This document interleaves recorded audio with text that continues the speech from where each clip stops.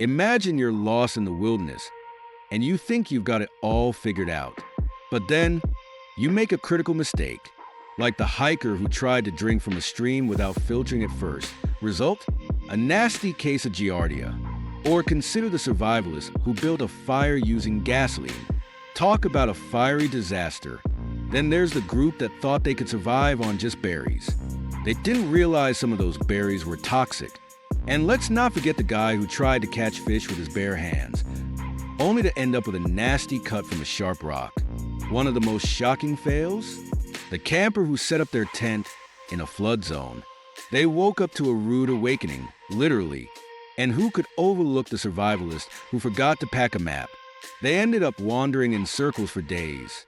These stories remind us that survival isn't just about skills. It's about making smart choices. In the wild, one wrong move can turn a survival adventure into a survival fail.